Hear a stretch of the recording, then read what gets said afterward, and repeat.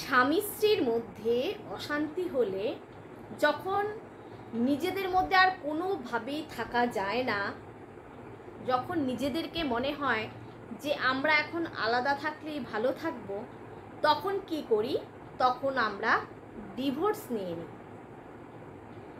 কিন্তু স্বামীর সাথে কোনো অশান্তি নেই, স্বামীর সাথে দিব্যি আছি, ভালো আছি, যত আমাদের যন্ত্রণা হচ্ছে স্বামীর ফ্যামিলির উপরে, অর্থাৎ শ্বশুর, শাশুড়ি, দেওর, ননদ, যা, এদেরকে নিয়ে। তা এদের থেকে কি করে মুক্তি পাবো? এদের থেকে তো ডিভোর্স নেওয়া যায় না বন্ধুরা, যায় কি? যায় না। তো এদের থেকে মুক্তি পাওয়ার জন্যই কিন্তু আজকে আমাদের ঢুমকি গঙ্গা স্নান করতে গেছে। তোমরা নিশ্চয়ই দেখছো যে গঙ্গা স্নান করে ও মুক্তি চাইছে গঙ্গা মাতার কাছে। হে মা গঙ্গা, আমি যেন এই সমস্ত ঝুট ঝামেলার মধ্যে আর না থাকি। ও করে সে নিজেকে পবিত্র করতে চেয়েছে। দেখবে তো সে পবিত্র আছে নাকি? পবিত্র ওভাবে হওয়া যায় না রে ঢুমকি। শরীরটা ধুয়েছিস, মনটাকে ধুতে পারবি? তোর মনটা তো বিষক্রিয়া হয়ে আছে তোর যাকে নিয়ে। তোর যাকে তো তুই সহ্যই করতে পারিস না। গঙ্গা স্নান করে কি তোর পাপীটা দূর হবে মন থেকে? তোর মনে যে একটা পাপী বসে আছে, যেদিন থেকে তুই শুনছিস তোর যা আইভিএফ ট্রিটমেন্ট শুরু করবে, সেদিন থেকে তোর জ্বলন মলন শুরু হয়ে গেছে। বন্ধুরা, একবার কি ভাবছো যেদিন কোল আলো করে যেদিন মোয়ের বাচ্চাটা আসবে, সেদিনও কি করবে? নিজেকে ধরে রাখতে পারবি তো ঢুমকি? পারবি তো? তুই এখনই অন ক্যামেরায় এসে বলে গেলি তোর শাশুড়িকে এই বাচ্চাটা হবে, একে দেখবা এই বাচ্চাটা ঠাম্মা পাবে, আর ওই বাচ্চাটা, হাই রে পোড়া কপাল, বাচ্চাটা এখনো পৃথিবী কেন মায়ের পেটেই আসলো না।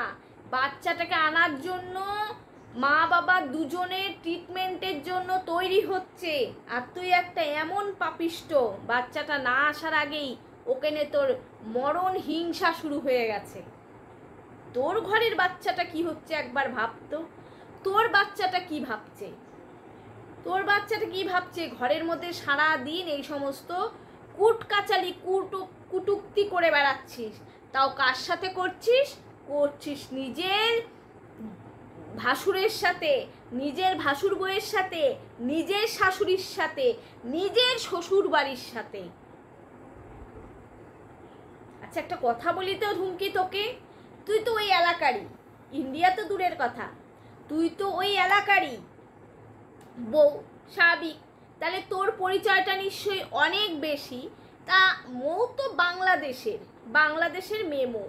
তা ও নহে এখানে কারি চুপি করে আসছে, কি জানি কি ওখানে ঘটিয়ে আসছে।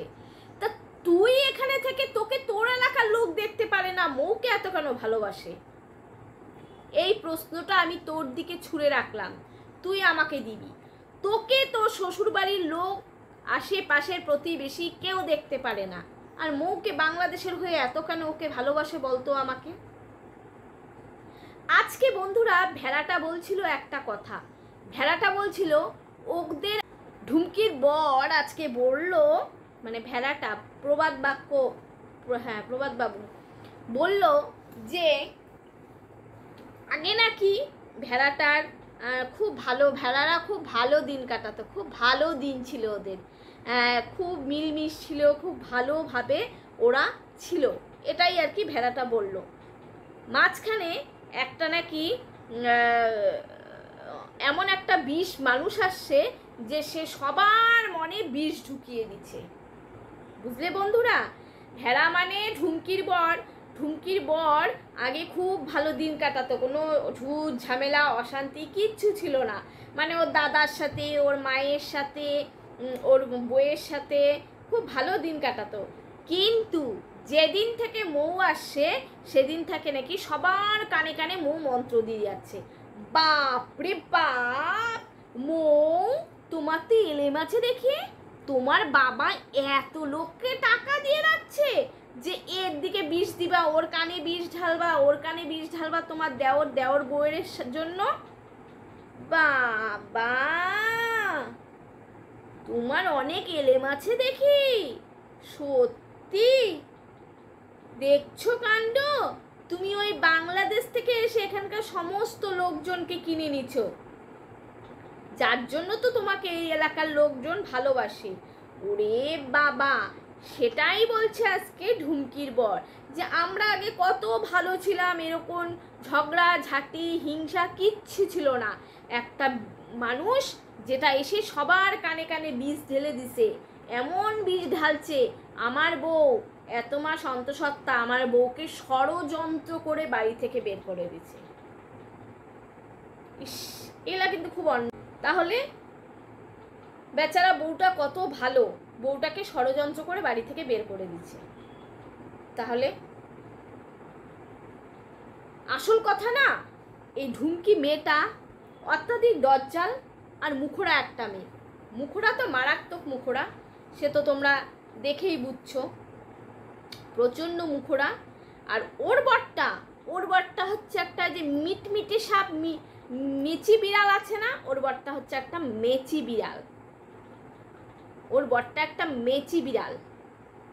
বইয়ের ভয়ে দাদার নামে, নিজের দাদা একটাই দাদা, দাদার নামে, বৌদির নামে, মায়ের নামে যা নাই তাই অন ক্যামেরায় বলছে। তাহলে ভাবো বন্ধুরা, এ কত বড় একটা ভেড়া, কত বড় একটা ভেড়া এটা। এই ভেড়াটা নাকি আবার চাকরি করে। তুই কি করে অফিস কালিকদের মুখ দেখাস রে ভেড়া? সারাদিন নিজের বৌদি, নিজের দাদার সারাদিন নিন্দা করে বেড়াচ্ছিস, মাটাকে নিয়ে মরে বেড়াচ্ছিস।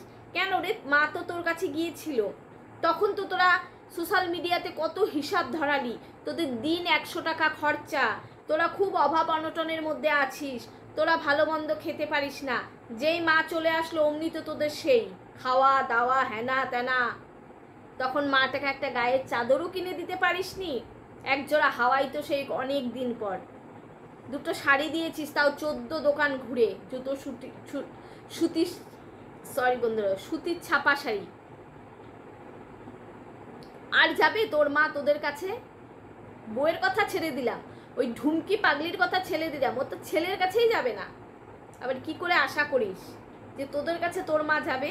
আর মোয়ের আসলে কিচ্ছু না বন্ধুরা, এটা হিংসা, টোটাল মৌকি হিংসা করছে। দেখছে এখন আবার কাপড়ের বিজনেস করছে। আরে বাবা, অনলাইন বিজনেসও তো সেই ভালো হচ্ছে, লাইভ করতে করতেই ওদের বিক্রি হয়ে যাচ্ছে এত মাল। ইস ভগবান, আমাদের যে কপালে কি দিছে। তুমি চাকরি করেও মাস্টার এত টাকা তুমি পাও না। দেখো তোমার দাদা বৌদি, তুমি চাকরি করেও এত টাকা পাও না, দেখো কত টাকা ইনকাম করছে। হ্যাঁ, এরপরে দেখিস মাস্টার এবার ও ফ্ল্যাটটা কিনেই নিবে। এই নিয়ে ওই ড্যাবা ডেবির মধ্যে মরণ যন্ত্রণা চলছে মৌকে নিয়ে। তুই ওরা জ্বলছিস আর মৌ দেখ ফুলছে। এই ঢুমকি, তুই আর তোর বর ভেড়াটা জ্বলছিস আর মৌ দেখ ফুলছে, এটা একদম বাস্তব কথা। মৌদের দেখ কি কাপড়ের ব্যবসাটা চলছে দেখছিস। দেখা যাক, আজ তো তুই গঙ্গা স্নান করলি, পুণ্য হবি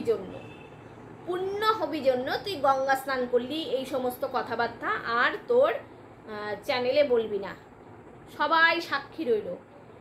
তারপরে তোকে গঙ্গা মাতা সহ্য করবে তো, সেও হয়তো ছাড়বে না। এত মিথ্যা করিস না, এত মিথ্যা অনাচার। ভালো করলে তো ভালো। তো চলো বন্ধুরা, এখনকার মতন এ পর্যন্ত, সবাই ভালো থেকো।